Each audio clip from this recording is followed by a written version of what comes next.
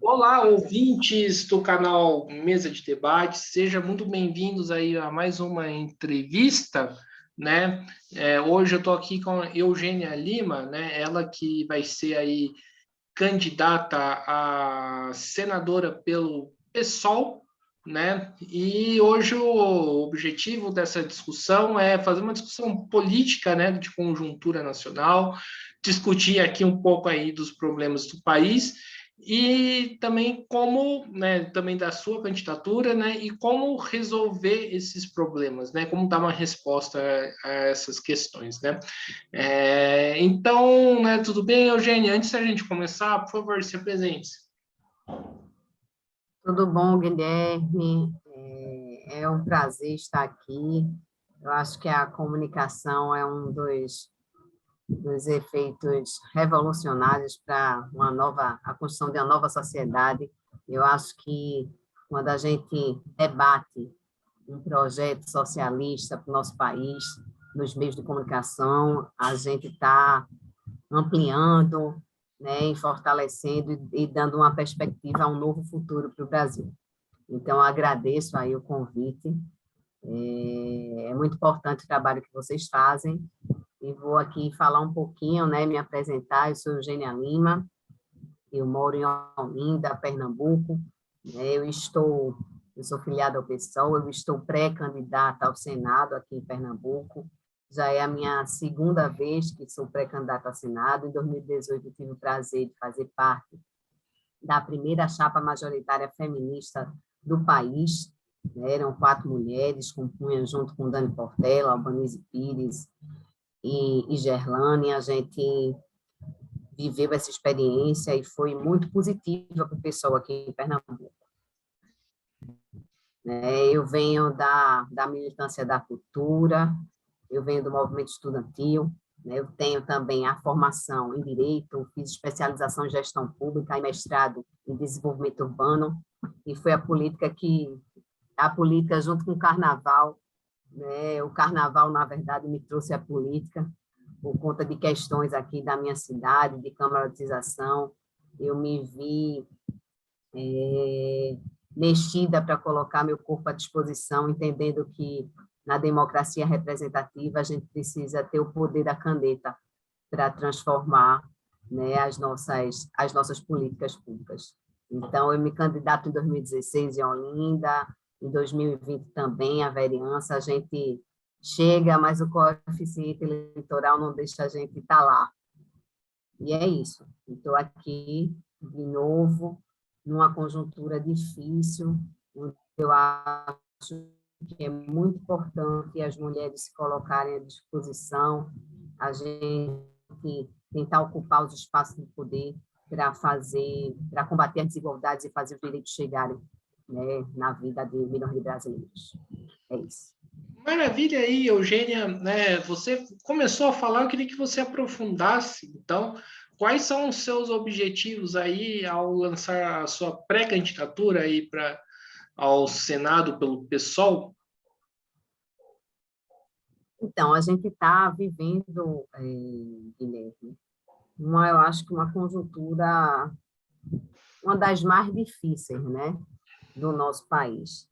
A gente tem um país de privilégios, onde milhões de pessoas acordam de madrugada para pegar seus ônibus, seus transportes, voltam para casa, muitas vezes sem dinheiro, sem alimentação no dia, e a gente tem aquele outro país, né? O país onde poucos andam de helicóptero, e o que ganham num dia, né, é o que aquele trabalhador ganha numa vida toda, muitas vezes. Então, eu acho que uma das coisas que a gente precisa fazer, qualquer um de nós que se coloque nesse lugar de representatividade, é romper com as desigualdades do nosso país.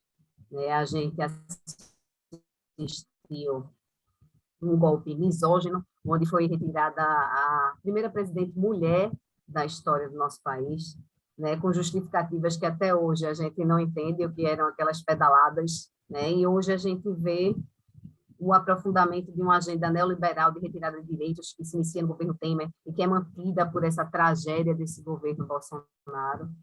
E o que que é um grande desafio para a gente, né?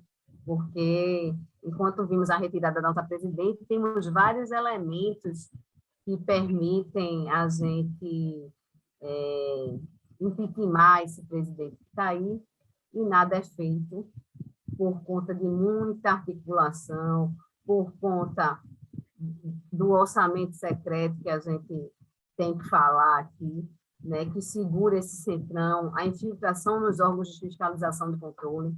Então, acho que a gente está vivendo o maior desastre político da nossa história, né? Que é uma agenda neoliberal junto com conservadorismo hipócrita, deslocada de toda a realidade, onde a gente é alimentado todos os dias com mentiras e informações falsas, onde se incita a nossa população a se armar. Então, a gente vive numa aberração, podemos dizer assim, né? E ficamos esperando, contando os dias para outubro chegar, para que a gente possa transformar. Então, assim, não tem como me colocar à disposição para tocar a tarefa de pré-candidatura ao Senado, sem a gente pensar no grande desafio que será o Brasil em 2023, né? Não basta só tirar o presidente, a gente precisa eleger senadores e deputados que estejam conectados com o projeto. E a gente assiste um país desgarrado, desgraçado, né? O país da miséria, a retomada da fome, a inflação pipocando, o aumento do desemprego, o desmatamento acelerado, o envenenamento da nossa população, quando a gente pensa que a liberação dos agrotóxicos na última PEC aí foi uma tragédia. Então, acho que a gente tem muito o que fazer. Então, os desafios são imensos, né? E esses desafios passam, sim, por esse momento eleitoral, passam, sim, por combate da fome e da miséria, pela revogação da reforma da Previdência, da reforma trabalhista, e de tantas outras ações que foram destrutivas à nossa população. A gente precisa pensar numa outra política econômica, precisamos tocar na ferida, que é, sim, uma reforma tributária, que a gente taxe as grandes fortunas, que os grandes do helicóptero possam pagar por usar ele, como qualquer trabalhador paga por usar seu carrinho, tem a obrigação de pagar o seu IPVA. Então, assim, os desafios são enormes, né? Mas a gente precisa tentar. Eu acho que o papel da comunicação é alertar que a eleição se passa também pelas escolhas dos deputados e dos senadores, que vão ser determinantes para a mudança, né, e a inserção de qualquer projeto popular e social que a gente queira fazer no Brasil. Certo, Eugênia. Você falou aqui, né, em relação ao poder da caneta, né, que é preciso ter o poder da caneta e ter bastante ênfase aí na questão da eleição, né? Aí eu lanço uma seguinte pergunta, né, para você. Para você, a eleição, a gente transforma a nossa sociedade através das eleições ou através da luta? Eu acho que a luta é que falta, né, às eleições. A gente não pode se distanciar da luta, né? Porque a luta que move nossos corpos, por exemplo, a estar candidato, por acreditar que é a luta que deve pautar as políticas públicas, que é a luta que deve pautar uma sociedade mais justa e igualitária.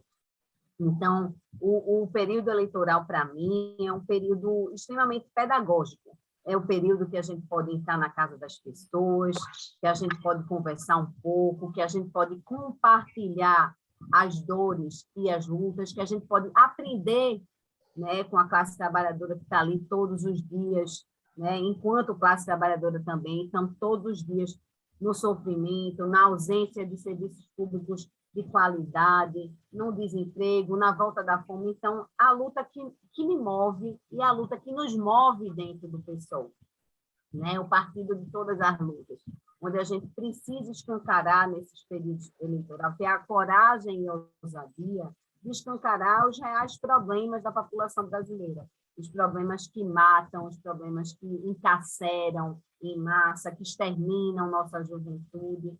Então, eu acho que a eleição é um meio, não é o fim por si só, o fim é a luta, é a gente estar no caminho, na construção do projeto, se organizando. Então, para além dos espaços eleitorais, é muito importante as organizações em sindicatos, organizações de associação de moradores, em grêmios estudantil, né, dentro do seu bairro, enfim. Eu acho que a organização popular é uma das maiores ferramentas de transformação.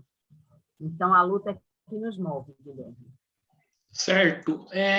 Você aí citou aí, né, indiretamente, né, a chapa majoritária aí do pessoal, né, que é o pessoal de todas as lutas, né, e acho que foi bastante interessante que a próxima pergunta é em relação a isso, né.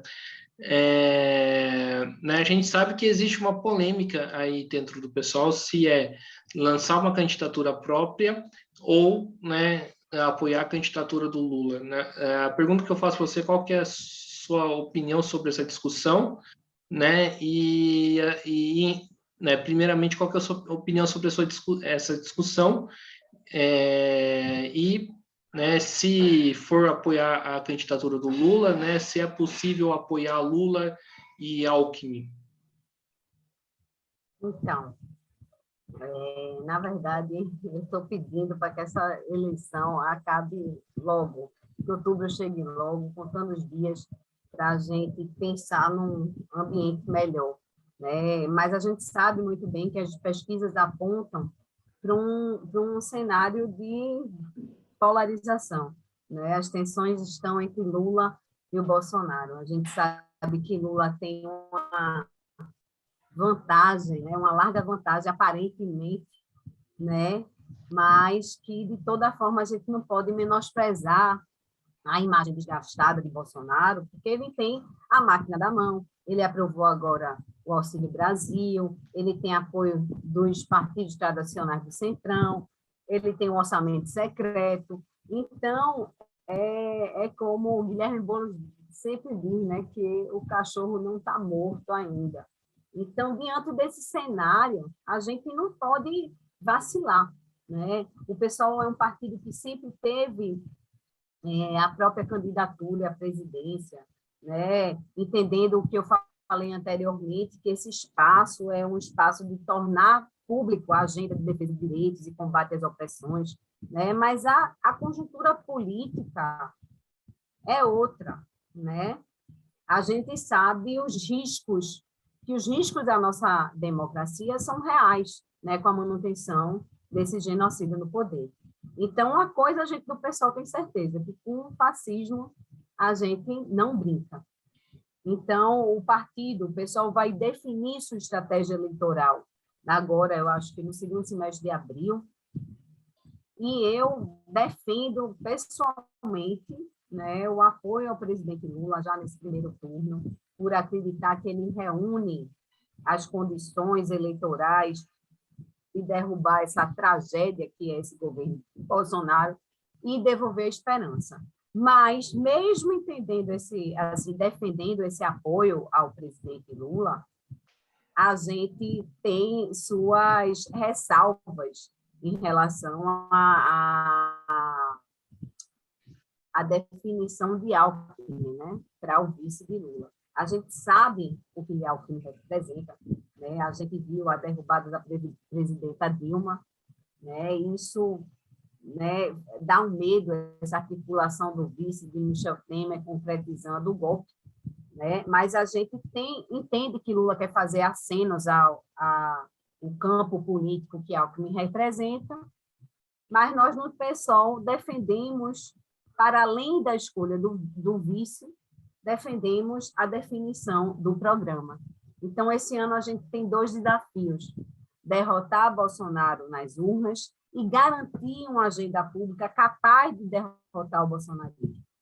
Então, para além de quem seja o vice, o pessoal defende que o programa seja pautado, né, num debate que consiga garantir o direito à população brasileira e à classe trabalhadora. Então, há 15 dias o pessoal lançou uma plataforma, inclusive programática, para estar debatendo esse programa que faça parte desse projeto eleitoral do Lula. Então, acho que para a gente estar junto no primeiro turno, depende muito dessa aceitação desse programa popular e coletivo. E nesse programa a gente organizou 12 pontos, é uma plataforma dialógica que entra em contato, que as pessoas podem debater lá sobre vários temas, e eu queria ressaltar três pontos que eu acho muito importantes, que é a revogação das medidas implementadas após o golpe de 2016, a reforma da Previdência, a reforma trabalhista,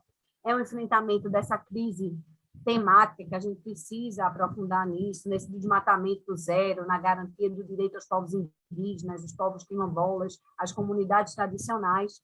A gente precisa urgentemente de uma reforma tributária progressiva que taxe as grandes fortunas, o aumento do salário mínimo, entre outras propostas, da retomada do controle da Petrobras. Enfim, então, os desafios são enormes, Guilherme, mas a gente entende que se a gente, para além das alianças em nomes, as alianças serem num projeto programático de nova gestão, de tomada de poder, de retomada da esperança e do combate à desigualdade, eu acho que a gente consegue estar junto nessa próxima eleição. Então, a gente vai para a próxima pergunta, né? A respeito exatamente disso que você falou, é possível, né, implementar essa plataforma programática, né, com o Alckmin? Porque o Alckmin, né, é um cara que prega, né, eu acho que o oposto, né, desses pontos aí que você levantou, né? Como fazer isso, né? Tem uma coisa, tipo, você falar, e outra coisa é como fazer. É possível, né, na avaliação de vocês?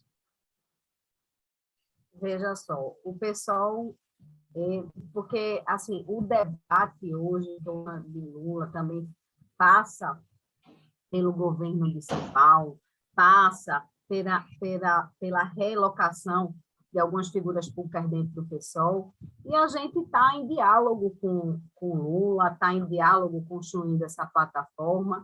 Então, para a gente estar junto, é preciso ter sinalizações também do campo do PT, para que a gente garanta a defesa de alguns direitos que são importantíssimos para a mudança do caos que a gente está vivendo. Então, não dá para defender, se dizer de esquerda, defender um projeto que precisa olhar, precisa agir, né? Precisa ter um programa de defesa e de garantia de direitos da classe trabalhadora, que volta à fome, que está na miséria, que está com políticas públicas coerentes, e que o PT, hoje, que se diz Partido do Trabalhador, que se diz que é um partido de esquerda, precisa ter a coerência nesse momento. Eu não acho que Lula vai fazer um programa aquém do que ele fez nos 4 anos de governo. Eu acho que vai ser um grande desafio a gente estar numa pandemia, num momento que precisa, sim, ter outra sinalização para além da manutenção dos bancos, dessa economia, desse capitalismo brutal que só produz morte no nosso país. Então, eu acho que é um processo de muito diálogo e de que a gente pode, sim, eu acho que não é um programa do PSOL, é um programa do Brasil, né? Não dá mais para ver o cancelamento da juventude negra, não dá mais para ver o salário mínimo, a inflação, a gente consegue comer hoje, enfim. Então, acho que algumas dessas ações prioritárias que a gente defende irão, sim, fazer parte do programa do Lula nas próximas eleições. Certo. Outra coisa que você colocou aí na sua fala, né, é de derrotar o Bolsonaro, né? E acho que também é uma discussão que a gente precisa fazer é como derrotar o bolsonarismo, né? Na minha avaliação, você pode discordar, se quiser discordar, você fica livre para isso, né? Eu acho que, né, nós não vamos conseguir derrotar o bolsonarismo, né, tirando o Bolsonaro aí do seu cargo de chefe de Estado, né? Eu queria que você comentasse sobre isso, né? E depois, né, de uma possível eleição do Lula, como derrotar o bolsonarismo? Então, eu acho que essa eleição é uma das eleições mais difíceis, né, que a gente terá, né?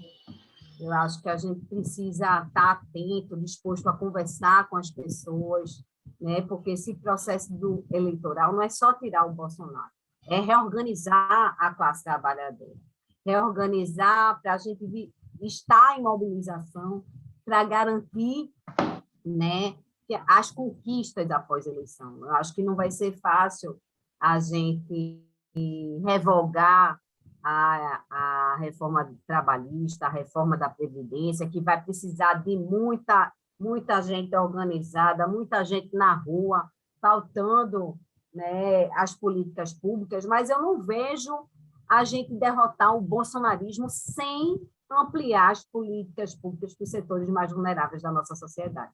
Então, para mim, derrotada do bolsonarismo passa por um projeto socialista, né, que combate esse projeto neoliberal aí, passa por uma agenda de garantia de direitos, passa pela revogação do teto de gastos, pelos investimentos em saúde, em educação, né? Eu acho o desarmamento da nossa população, porque a gente não pode autorizar isso, que quanto mais arma, mais morte.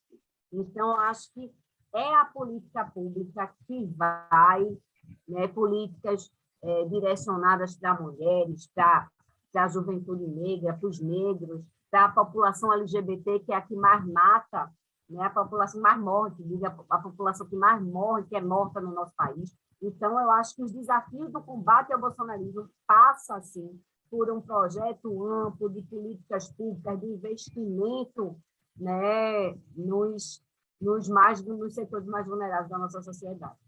Então, acredito muito que, para isso, a gente precise muito mais do que votar no Lula. Né? A gente precisa se organizar, a gente precisa rever nossas práticas no dia a dia, sabe? A gente precisa de avanços, né, coletivos e individuais, para que a gente derrote essa tragédia que se implementou na sociedade brasileira e que a gente, com certeza, tenha esperança que isso vai mudar. Você cita aqui, né, o Lula precisaria fazer um aceno à plataforma programática do PSOL para que tenha essa aliança, né? Caso o Lula não faça esse aceno, que eu particularmente acredito, né? Qual que vai ser a saída do PSOL? Vocês vão procurar discutir uma candidatura própria? Veja, eu acho que é muito difícil o aceno no ver, porque não é um aceno para o PSOL. O aceno que a gente está pedindo é um aceno para a maioria da população brasileira. Né? Se a gente está numa bipolarização de esquerda a direita, onde é que está essa maioria? Onde é que está o povo que está passando fome? Onde é que está o povo que está morando na rua? Onde é que está o povo que está sem saúde, sem educação? O aceno para o pessoal é um aceno para o povo brasileiro. Então, assim, eu não vejo essa vitória do Lula sem esse aceno para o povo direto. É muito difícil, né? Se não tiver um programa, uma proposta que retome a esperança da população que está hoje, né, que não sabe que vai comer mais tarde ou amanhã, a gente não pode pensar numa política de esquerda. Não é o Lula que tá, não é o Lula que está nos representando. Eu acho que a gente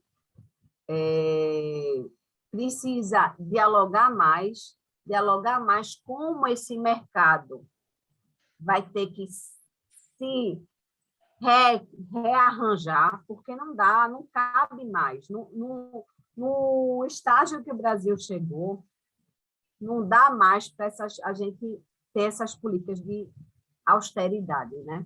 Então, isso vai ser discutido na Nacional do PSOL. Eu acho que está muito mais para o aceno da gente compor com o Lula para o primeiro turno, né? No primeiro turno.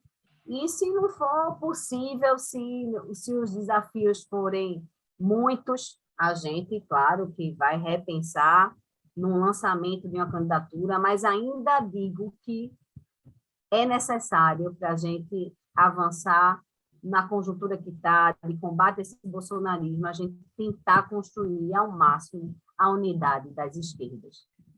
Então, é essa a tarefa do PSOL, né? Está dentro dessa unidade das esquerdas para a gente imprimir um projeto e derrotar o Bolsonaro e o bolsonarismo.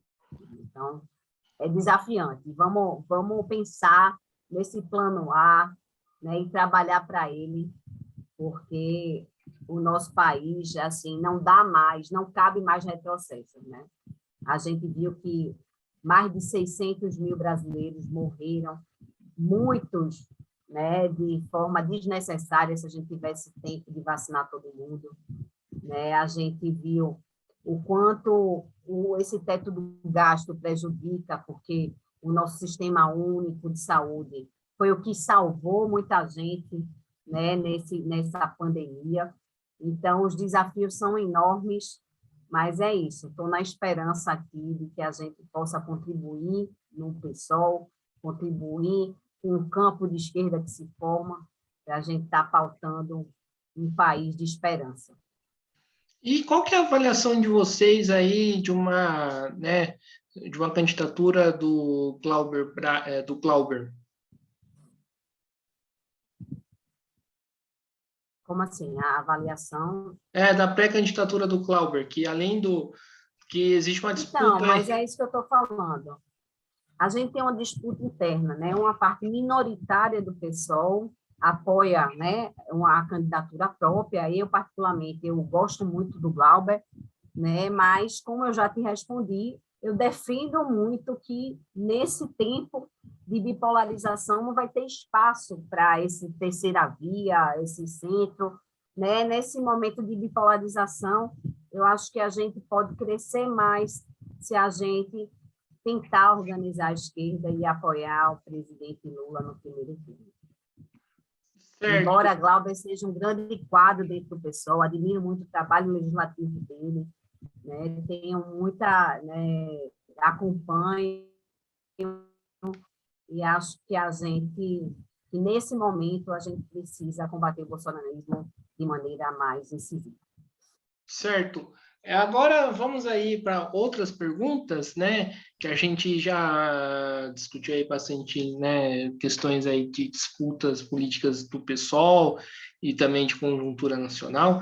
Eu queria te fazer a seguinte pergunta. Primeiro, qual que é a avaliação sua aí da CPI da Covid, né? Que foi lançada aí pelos senadores, uma vez que, né, a sua candidatura é para o Senado?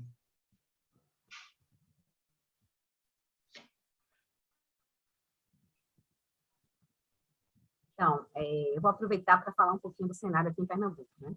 Embora a gente entenda que é preciso a unidade na esquerda, aqui em Pernambuco o pessoal ele não está compondo juntamente com o PSB e com o PT, a Frente Popular, né? A gente faz uma avaliação aqui em Pernambuco que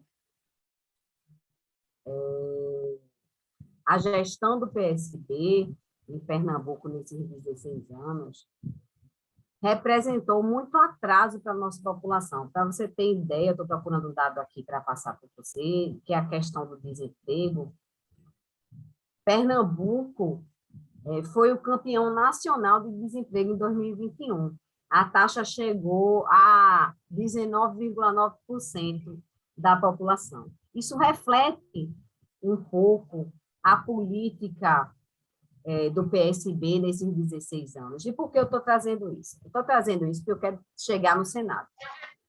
Nessa questão do desemprego, para você ter ideia, a cada 5 pernambucanos, um está desempregado, sem renda, sem trabalho.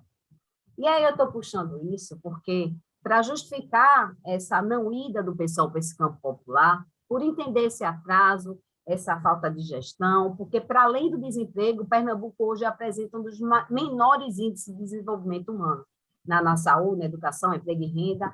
Na pandemia, não se garantiu a renda básica, e a gente tem um modelo de gestão aqui parecidíssimo com o de Paulo Guedes, uma gestão meio neoliberal, sem conseguir impulsionar o Estado e aproveitar as nossas potencialidades. Então, a gente entende que é importante a unificação dos estilos, porém, não dá para apoiar uma gestão que 16 anos esmagou a classe trabalhadora. E quando a gente vai falar na CPI do Covid no Senado, por que eu estou falando isso?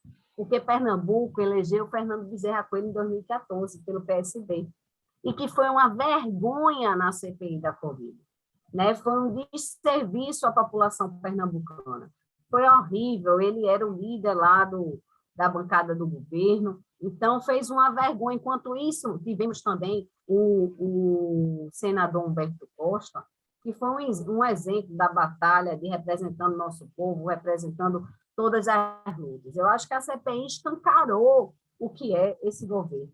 Né? A corrupção, que precisam falar, que a corrupção das vacinas, né? Aquela questão da Prevent Senior, o absurdo, né? Que foi a CPI.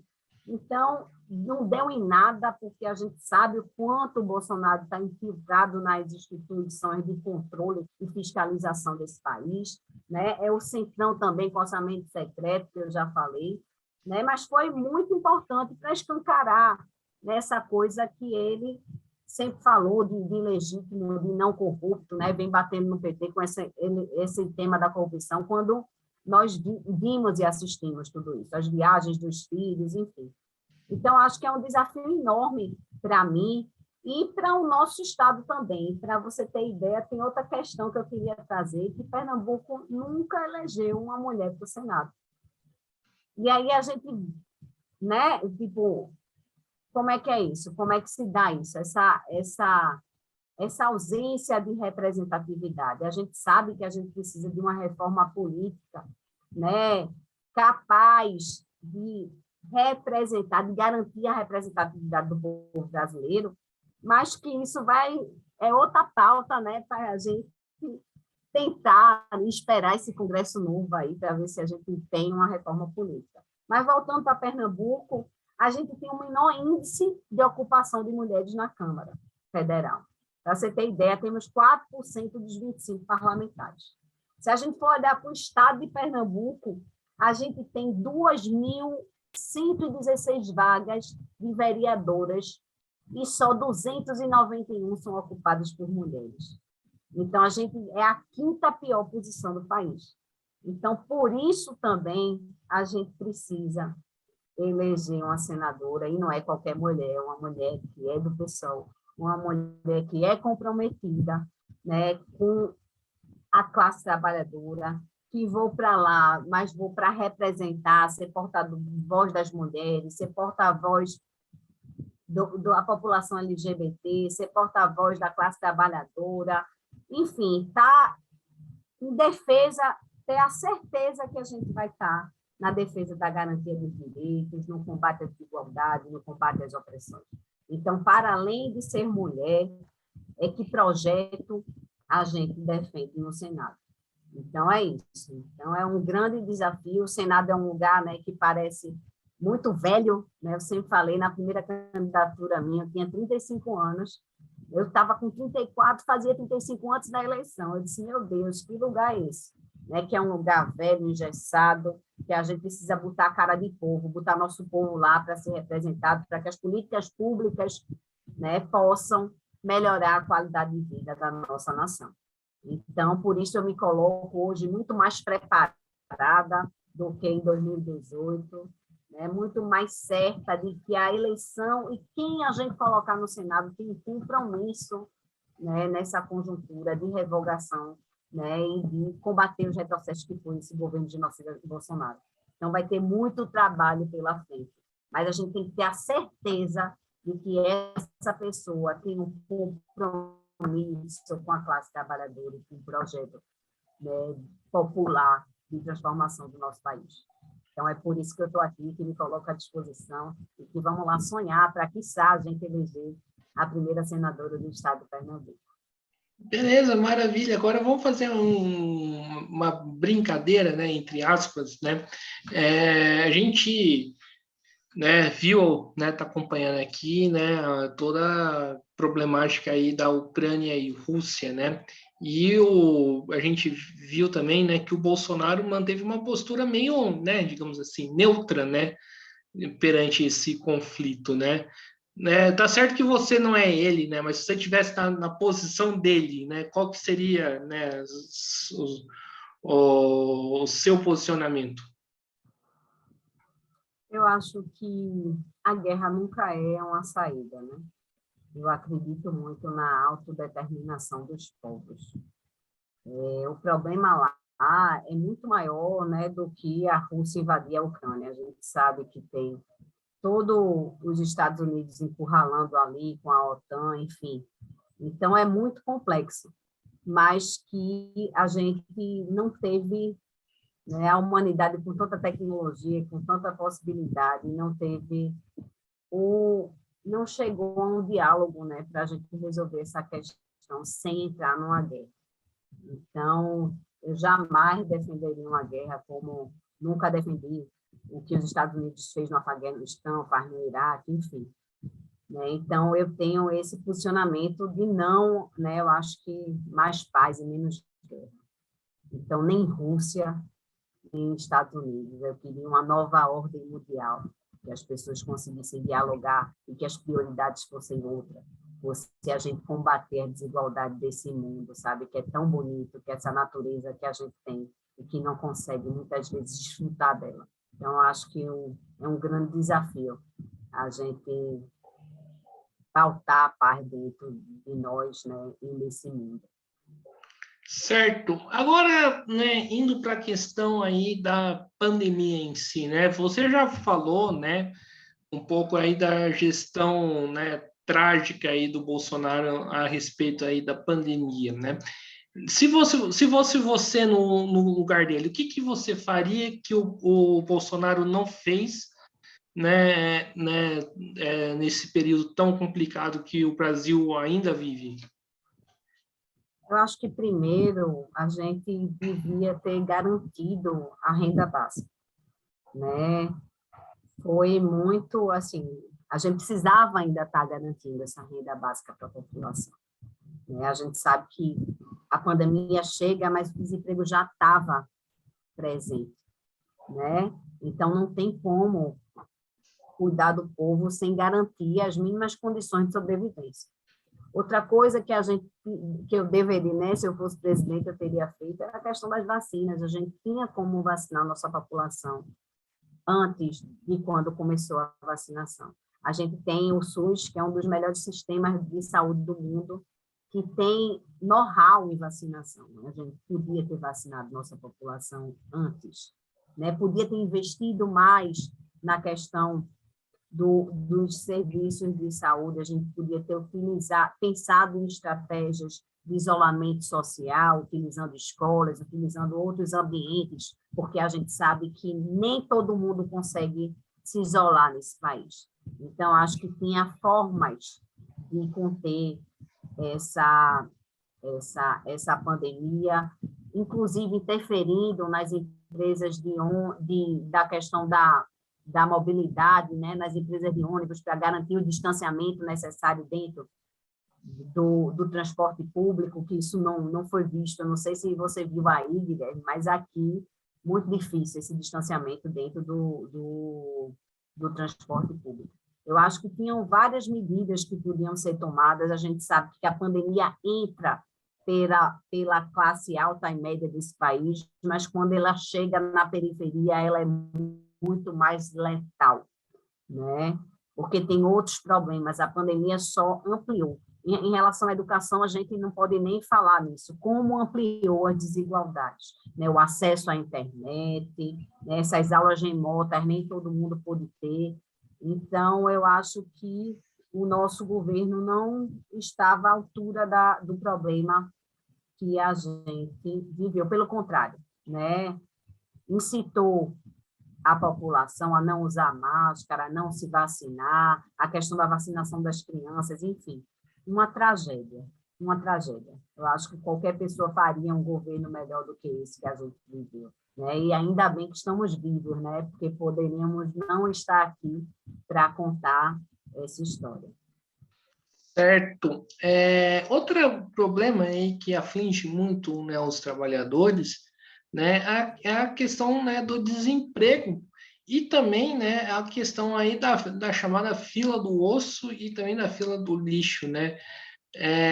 Qual que é a discussão aí que a sua pré-candidatura faz a esses problemas e como, né, podemos, né, dar uma resposta aí a esta barbárie aí que o Brasil passa? Então, a gente sabe que o desemprego, ele é conectado com essa agenda de retirada de direitos, né? A gente corta gastos, a gente assiste essa agenda neoliberal. A reforma trabalhista, a reforma da Previdência só atenuaram ainda mais, né, esse fator do desemprego. E que a gente precisa entender, né, que quanto maior a desigualdade, pior para a economia.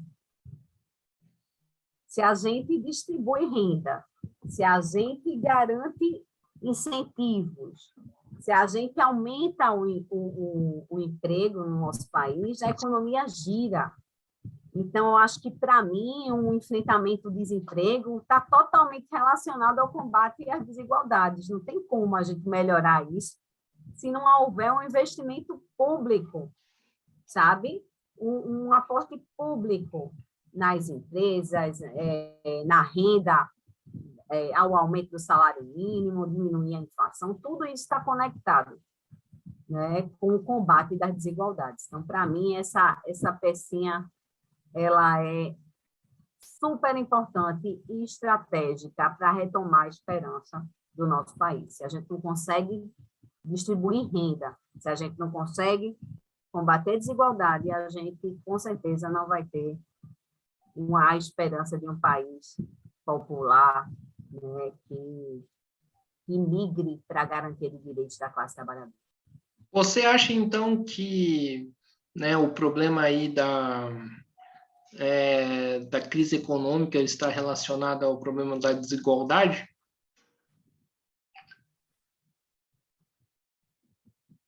Sim, se a gente tivesse uma economia, porque assim, quando a gente, na gestão de Lula, foi muito incentivo, né? Foi feito muito incentivos para o combate à desigualdade, né? O acesso à educação, a melhoria na saúde, investimento nas questões urbanas. Então, eu acho que isso conecta com o combate às desigualdades, o avanço do emprego, a gente produzir, ter um país soberano, né, na sua produção da tecnologia, investimento, enfim. A gente tinha um país que virou credor, né, e a gente volta aí essa dívida interna e precisa de um olhar, de uma política econômica voltada para a garantia de direitos. Sim, então, você já basta os ganhos dos bancos, né, os milionários, a gente precisa taxar as grandes fortunas, taxar os lucros e dividendos. Então, assim, a gente precisa usar mais em relação a uma política popular de combate à desigualdade, que foi o que a gente não fez, né? O que o governo do PT não foi a fundo. Então, é isso que a gente precisa fazer. Sim, você fala muito bem aqui que, né, que o governo do PT não foi a fundo a essas questões, né? Outra questão aí que na verdade, né, quem é crítico do PT pela esquerda tem que, né, apontar, e eu sempre faço isso, é a questão aí da terceirização, né? Não somente a questão da terceirização, mas também como, por exemplo, né, a lei antiterrorismo, né, de 2014, que foi no governo Dilma. A pergunta que eu faço aí né? Como lidar com essas questões aí, né, do próprio PT, né? Como que você vê, né, esses pontos? Acho que agora a gente tem desafios enormes, né?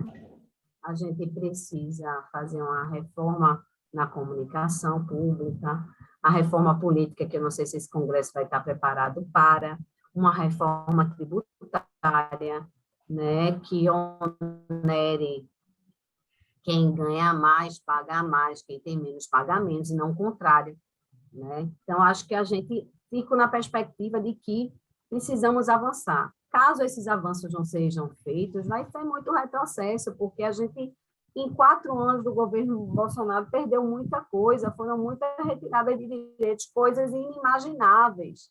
Eu lembro que eu estava terminando o mestrado, estava falando do Estatuto da Cidade, reclamando de algumas coisas, e hoje a gente nem isso, sabe? É tanto retrocesso que nem isso tem. Então, eu acho que vai ter um período de que vamos precisar nos reconectar para grandes avanços, para que sejam feitos grandes avanços, porque a gente já viveu o quase faz, né? A gente estava na política voltada para o consumo e que girou a economia, e a gente precisa hoje mais. A gente precisa de uma política voltada para a conscientização, voltada para a garantia de direitos, voltada para o empoderamento da nossa população. É isso, acho que vão ser desafiantes os próximos anos, a gente precisa muito dos movimentos sociais, a gente sabe que a lei do antiterrorismo não ajudou nisso, e a gente precisa rever questões do governo do PT, desse governo genocida, enfim, eu acho que vai ser um trabalho de que a gente precisa também fortalecer as conferências, a participação popular é importantíssima para a gente imprimir um outro projeto. Sem ele, a gente vai ficar refém das decisões partidárias, das decisões nas mesas e gabinetes. A gente precisa dar o poder ao povo, e é isso que o pessoal defende. Oi, Eugênia. Né, agora, né, mudando um pouco de assunto, né, você falou que você tem uma participação aí, né, em relação do carnaval, né? A gente sabe que, né, o Brasil passou, né, basicamente quase dois anos, né, sem carnaval no ano passado e neste ano ainda que houvesse algumas festas, né? E eu queria te fazer uma pergunta, né? Como que, né, foi para o povo que vive, né, do carnaval, né, sobreviver nesse período tão difícil? E muitos se falaram, né, que não tinha que ter carnaval, que não tinha que ter carnaval, não tinha que ter carnaval, mas poucos, né, falaram, né, como que vamos ajudar essa população que, né, vive aí, né, dessa festa, né? Eu queria te perguntar, né, o que foi feito, né, se for feito, né, e o que vocês discutiram e lutaram em relação a esse tema. Então, carnaval, né? Quem vive aqui em Pernambuco sabe o quanto é difícil passar o carnaval sem ele, né? Tem gente que passa o ano esperando o carnaval chegar. E para além de uma festa, né, o carnaval é uma magia que traz a questão ancestral, as tradições, muitos blocos se organizam sem a ajuda do governo, outros com ajuda, e que é também economia. O Carnaval 2020, por exemplo, girou em torno de 2,3 bilhões para a economia de Pernambuco. Então, é uma coisa que gera renda, que traz o emprego formal e o informal, tudo dependendo desse dinheiro que ganha, dessa renda extra que ganha no carnaval. O que é que eu até escrevi um artigo fazendo críticas a esse processo. A gente está no 2º ano do carnaval e só em janeiro, assim, janeiro, fevereiro, que o governo de Pernambuco, por exemplo, veio dar uma solução, uma saída para esse carnaval, que foi uma saída sem diálogo com a população, sem diálogo com os que mais precisam. O governo do estado de Pernambuco prevê um auxílio emergencial agora para esse carnaval. O montante desse auxílio é de 6 milhões investidos nisso, mas esse auxílio tem o mesmo erro do carnaval passado, que esse auxílio não contempla os mais vulneráveis, como catadores, como ambulantes, como bonequeiros, costureiras. Então, essas pessoas que já estão à margem, né, já não são invisíveis dessa festa, continuam invisibilizadas. E no momento que elas precisam desse apoio, e esse apoio com a falta de emprego, com a fome, com a miséria, enfim, precisa ser feito do governo. Então, nós aqui do PSOL, o vereador Ivan Moraes, junto com a vereadora Dani Portela, participaram da comissão do Carnaval, então, me seguiram algumas propostas para serem implementadas no Carnaval de Recife, né? A mandata das juntas, que é uma mandata estadual, um mandato coletivo, também seguiu nesse processo desse Carnaval em 2022, mas é isso, é muita falta de planejamento, muita falta de diálogo, né? Muita falta de uma gestão conectada com a população. E o que a gente defende é essa conexão, porque uma festa dessa, uma festa que é símbolo e que significa tanta coisa, sabe? O patrimônio do nosso estado, da nossa cidade, não pode ser tratada do jeito que foi. Então, acho que a gestão teve muita dificuldade de dialogar e achar uma saída melhor para todo mundo que depende dessa festa.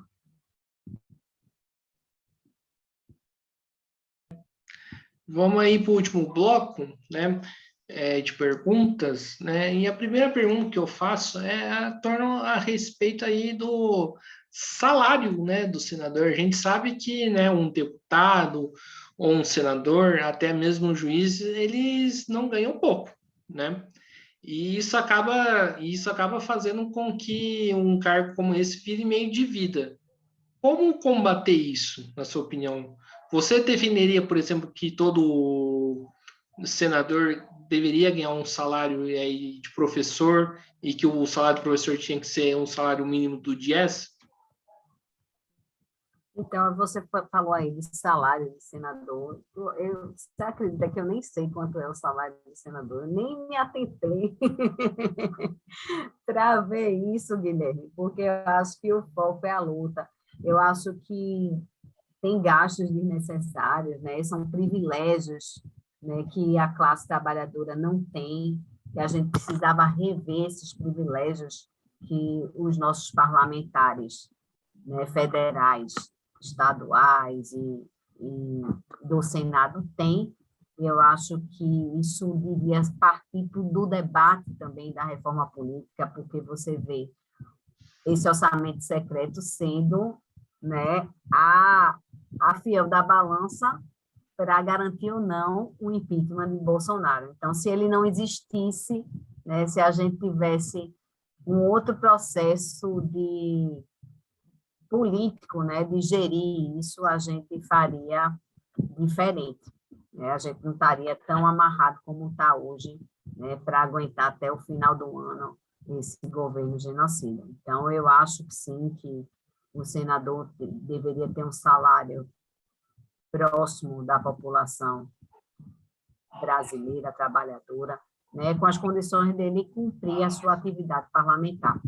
Né? A gente daria as condições, mas também num salário, né, que pudesse ser parecido com o da maioria dos trabalhadores do nosso país. Certo, você falou aí do Bolsonaro, eu ia fazer, né, mas me focar aí nesse bloco, mas permita aí dar uma fugidinha, né, a respeito, né, se você acredita se é possível tirar o Bolsonaro bem antes das eleições, né, porque, né, eu sempre falo aqui nas minhas entrevistas que o nível, né, de desastre aí que chegou o nosso país, né, não dá para comentar mais um dia, né, de governo Bolsonaro. Então, eu queria perguntar se você acredita se é possível tirar esse governo aí o mais rápido possível.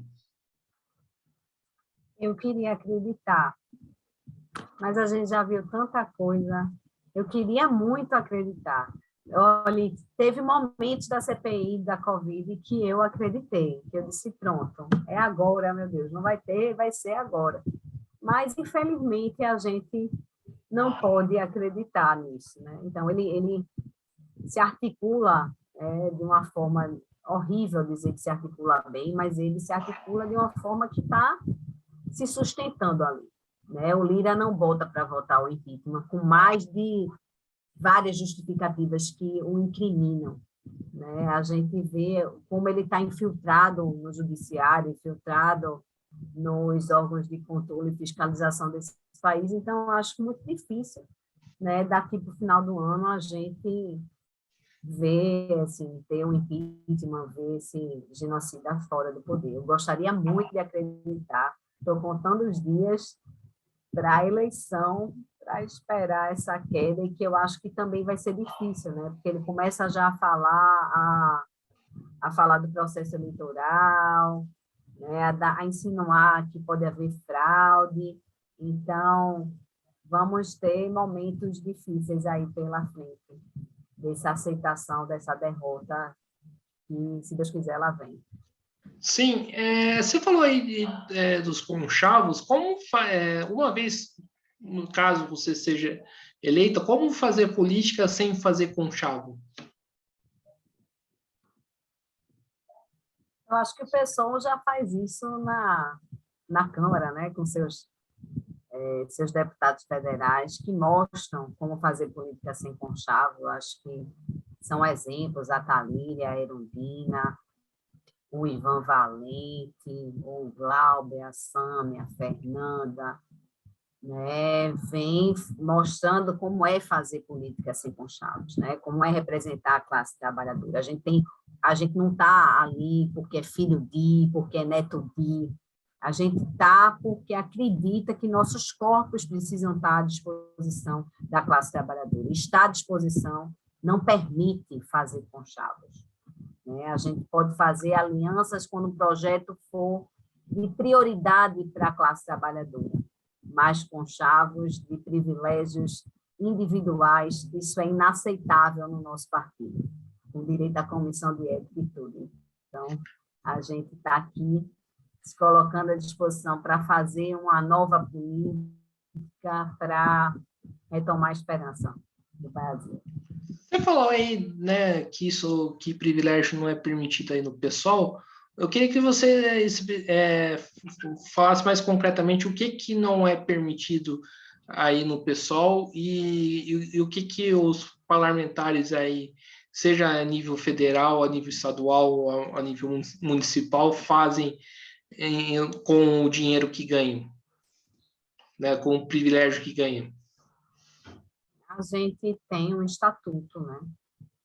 O estatuto do PSOL define, né, quais são as práticas, o que é que orienta, em defesa de que a gente tem que pautar nossos mandatos, né?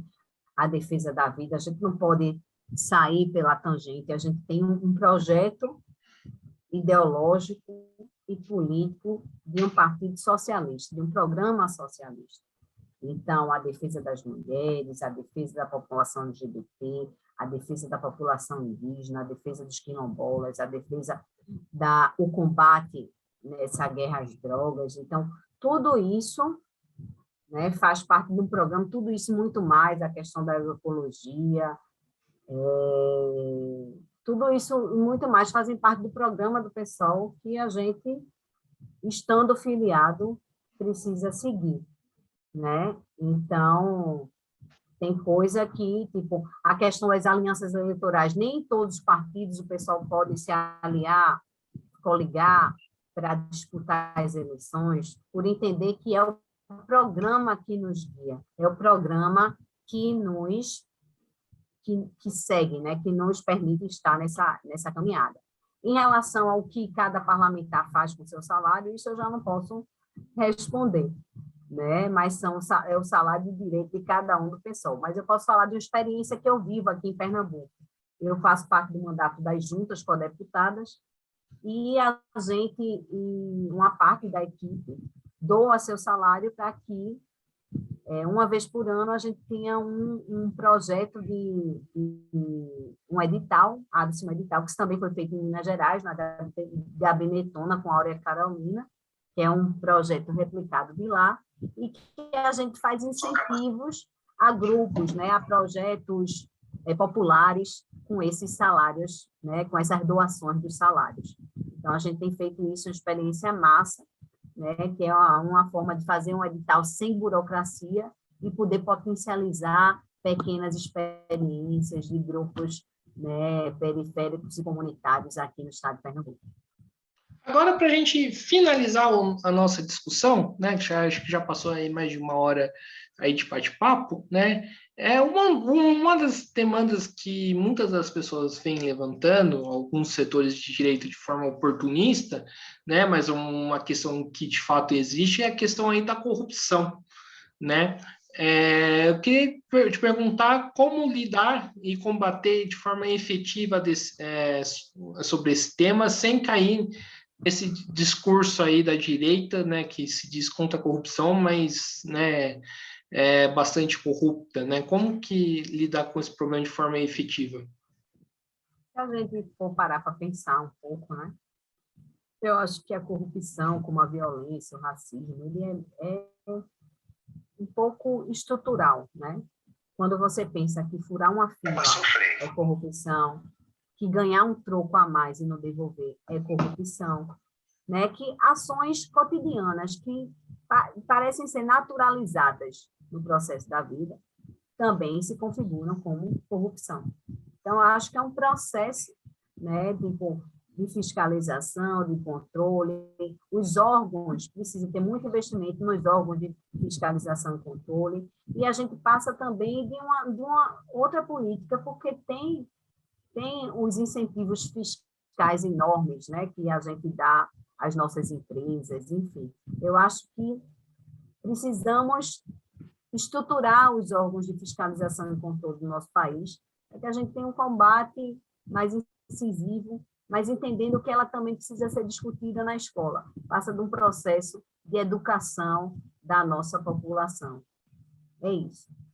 Então, maravilha. Então, Eugênia, estamos encerrando aqui mais uma entrevista do Mesa de Debates, né? Quero aqui agradecer a sua participação, né? E passo a bola aí de novo para você fazer as considerações finais.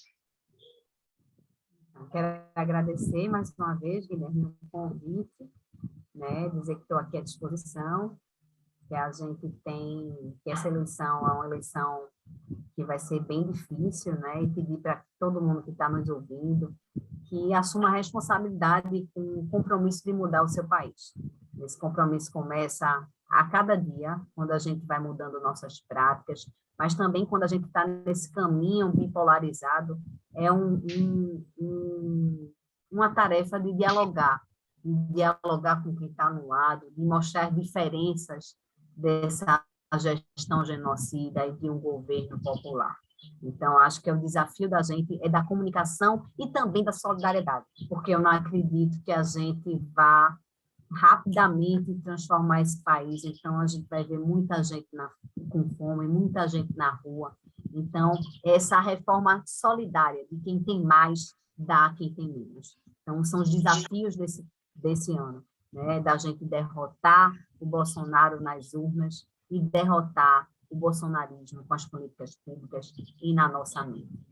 É isso. Eu quero agradecer muito e dizer que quero voltar aqui sendo a primeira senadora eleita do estado de Pernambuco. Quem sabe, né, Guilherme? Com certeza. Então, mais uma vez aqui agradecendo a Eugênia, né, agradecendo a você que estiver nos assistindo.